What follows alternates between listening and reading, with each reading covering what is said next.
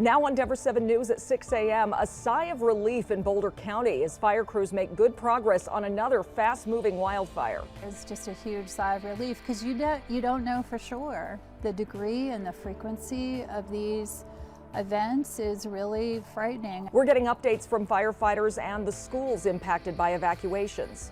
Plus, Denver's police union will sound off on a massive settlement over officers' actions during the George Floyd protests. I'm Denver 7's Veronica Acosta. We're taking a closer look at that decision ahead of a press conference today. And the slap heard round the world. Oh, wow! We're putting this moment into context and the history made on Hollywood's biggest night.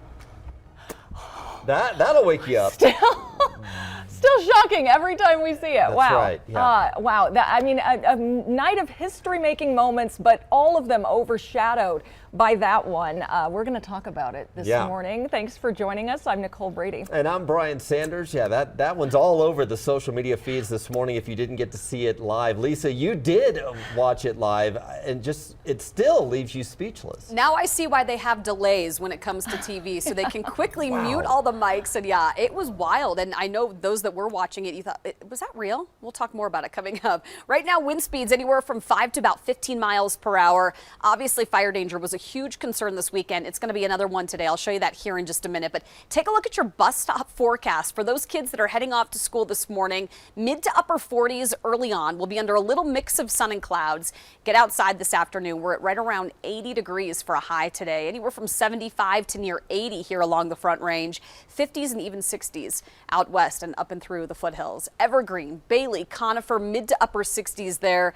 Very pleasant. Now, unfortunately, we do have red flag warnings going into effect. So down across parts of southern and southeastern Colorado, that's where fire danger is going to be extremely high. We also have winter weather advisories coming in behind that for the next storm. We'll take a closer look at this next cold front that's going to start racing through, Jason, tomorrow. And overall, the drive doesn't look too bad for us. The weather's not playing a big issue for us anywhere around town. You can see that right now up to the north, I-25, Highway 119 looks good. The construction project farther north will slow you down just a little bit. But as you take a look at the drive on 6th Avenue, starting to get a little bit busier. It's a no contact day for Jeffco schools. So even though they're back from spring break, they don't have school here today. I think the teachers do have school today. That westbound, eastbound side looks okay. Just down the road, though, as you can see on the map, we had a fatal crash that happened here at Alameda and Sheridan. I'm just now starting to see some traffic flow through there. Sheridan is moving, and part of Alameda is starting to get back to normal, so you might still see some of the police officers out there investigating. But the rest of the drive looks okay. South side, north side, no problems to or from the airport for the folks that are on spring break from Denver Public Schools,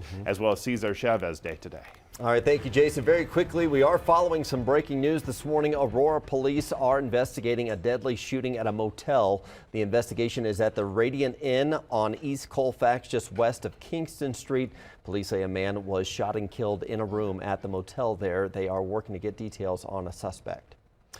Firefighters in Boulder are making progress on the in-car fire. It started Saturday near the National Center for Atmospheric Research facility, and it forced evacuations for thousands of homes there. This map shows the fire's perimeter in purple. The city has lifted all evacuation notices. All roads except NCAR Road are also back open. Officials expect that road will stay closed for several days. Want to bring in Denver 7's Christian Lopez, who is live for us from Boulder this morning. This had a much better outcome, but certainly a scary situation for an area where the memories are still fresh from the Marshall Fire. Yeah, Brian, and that was something that we kept hearing from evacuees that we spoke to over the weekend. They were telling us that they were reliving some of that trauma from 3 months ago. But the good news is firefighters are making great progress. We can see it out here. We're not really seeing or smelling much of the smoke compared to what we saw over the weekend. This is a big improvement.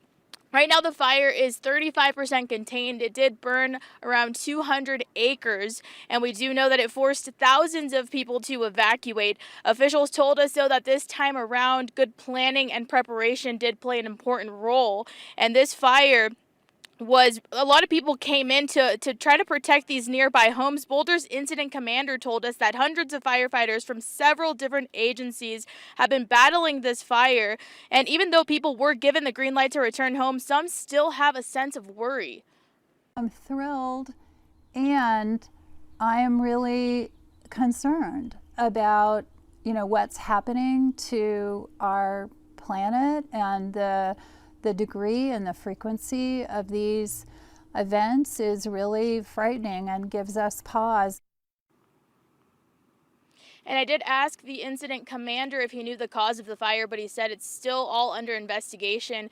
We do know that Boulder schools are open normally today, including CU Boulder, which actually had some evacuations over the weekend. And so today firefighters will continue being out there and trying to gain full containment on this fire. We're live in Boulder this morning. I'm Christian Lopez, Denver 7. Thank you, Christian. Yeah, it's scary to see year-round fire season now. This Wednesday will mark 3 months since the Marshall Fire. There's a survivor town hall tonight at 6:30 in Superior. The CEO of the Community Foundation Boulder County will have an update on the Wildfire Fund. You can attend in person, but it's limited to 70 people, so you can also participate virtually. Just register at the Community Foundation Boulder County page on Eventbrite. Marshall Fire victims will get a clearer picture of what the debris removal process will look like this week. Boulder County plans to host a virtual meeting tomorrow with the hired contractor. They'll discuss details of that process. That's happening at 6 p.m. tomorrow.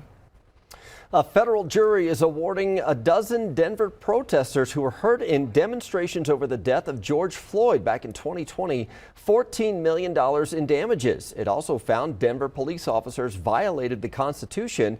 Denver 7's Veronica Acosta joins us live this morning. Veronica, we are getting a response today from an organization representing the officers. The Denver Police Protection Association is actually expected to give its response after those $14 million were awarded to protesters involved in those demonstrations back in 2020 who were actually injured. So this organization, it represents Denver police officers. This was the outcome of the first excessive force and civil rights trial that came out of the demonstrations over the death of George Floyd. The trial actually lasted 3 weeks, and during that time, the jury heard about accusations of failure in leadership, coordination by officers who responded to the protests as well. They also heard about injuries suffered by protesters at the hands of officers and other nearby departments such as Denver's. Protesters were actually hit by pepper spray and then less lethal ammunition like beanbags. Those did lead to injuries among some of those protesters. We spoke with one of the 12 plaintiffs who was pleased with that outcome. I wonder if the city of Denver thought we were just going to roll over and take it. I suspect that they might have. I don't know. But we didn't. I'm so pleased and so thankful to the jury. So proud of my co-plaintiffs, so proud of our lawyers. The court, the system got this one right today. So on we press. And Denver city officials, they also released a statement after that verdict came down on Friday. It said, in part, quote, "We continue to evaluate our policies and training to ensure we're using our best practices identified by law enforcement throughout the country to better protect peaceful protesters while addressing those who are only there to engage in violence. We recognize that there is more work to be done." As for the DPPA, that organization is expected to give its statement at noon today. In Denver, I'm Veronica Acosta, Denver 7. All right, we will be following that one. Thank you, Veronica. Ukrainian and Russian leaders will meet once again today in Turkey to try to end the war. Ukrainian President Volodymyr Zelensky is now laying out a path for peace. In his first interview with a Russian journalist since the start of the invasion, he said it's only possible, though, if Russia withdraws its troops to territories it occupied prior to the invasion of Ukraine. He added Ukraine would consider taking a neutral position, meaning not trying to join NATO, but only if Russia makes certain security guarantees for his country. The Ukrainian president also said any treaty would need to be approved by guarantor countries. About 100 people gathered at the Babi Yar Memorial Park in Denver over the weekend for a vigil to honor the Ukrainians killed since the invasion. This park was added to the city in 1982 and memorializes the thousands of Ukrainians, most of them Jewish, killed in World War II in the Babi Yar ravine in Kyiv. That ravine has been a target of Russian missiles recently. District 4 Council member Kendra Black and the group Ukrainians of Colorado helped organize yesterday's event. Well, this year's Oscars probably won't be remembered for who had the most beautiful gown or even the film that won Best Picture. There were many amazing moments, to be sure, but the ceremony will be talked about for this exchange between Best Actor winner Will Smith and presenter Chris Rock. Have a look. Uh-oh, Richard!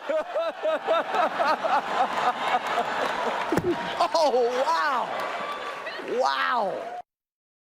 We're all saying, wow, I mean, just the sound alone, it kind of looked like it might have been choreographed at first. Obviously, it wasn't. A lot of people thought it was an act first. Right. But, yeah. Clearly, it wasn't. Moments before that exchange, Chris Rock had made a joke about Smith's wife, Jada Pinkett Smith, and her shaved head.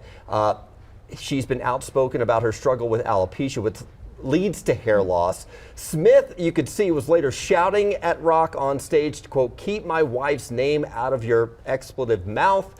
Later, when Smith won the Oscar for his performance as the father of tennis greats Venus and Serena Williams and King Richard, he addressed the confrontation without mentioning Rock directly. I want to apologize to the Academy. I want to apologize to all my fellow nominees.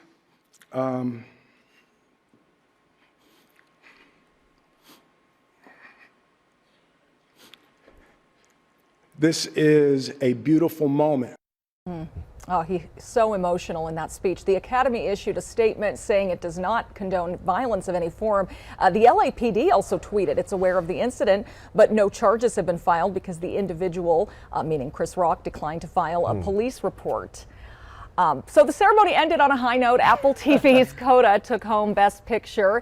It's the first movie from a streaming service ever to take the top prize. And one of the film's stars, Troy Kotsur, made history with his win for Best Supporting Actor. He's the first man who is deaf to ever win an Oscar. Yeah. If you like the music at last night's ceremony, there was a Denver-based composer who was part of the crew that was directing it. Derek Hodge has created music for some of the most known artists and shows over the past few years, mostly from his home studio. Our Micah Smith actually sat down with him before last night's show, and you can see that full interview on the denverchannel.com and on our Denver 7 Plus app. The big question remains if Will Smith gets to keep his award after that. I've been looking online about that. It doesn't seem that the Academy has a process to remove it from him. So we don't think he's going to lose the award, but it was still just shocking. Yeah. I mean, I haven't woken up to something like that since they said the wrong Best Picture, right? Well, my husband was playing hockey and I recorded it for him. And then when I saw it, I immediately texted him. I said, don't pick up your phone or look at any social. Wait till you get home to watch this because it's crazy to watch it live. Watch it live. Yeah, I went to sleep after the Bruno performance. Yeah. So we went to bed early. But it was all over social media this morning, so it was wild. Oh, we've got a pretty nice start to our week. Wow, it was beautiful this weekend. We'll get an extension of that today. Early this morning, mid to upper 40s. Your dog walking forecast is another nice one, near 80. It's going to be dry and warm today, Jason. Cloudy, cool, and rain showers tomorrow. Details on our next storm coming up on the Super 7 Day. And overall, the drive looks pretty decent here across most of Metro Denver. I am not seeing any big significant problems. You can see that down here at C470 by Quebec. The quiet drive in Highlands Ranch is good for us for right now. Another Denver venue is changing its COVID protocols, what you need to know before you go to a performance at the Denver Center for Performing Arts. Also, Colorado's economy is going through a major rebound as we enter a new phase of the pandemic. The season hasn't even started, but Russell Wilson is already connecting with his Broncos teammates. How the GM is responding to this offseason bonding.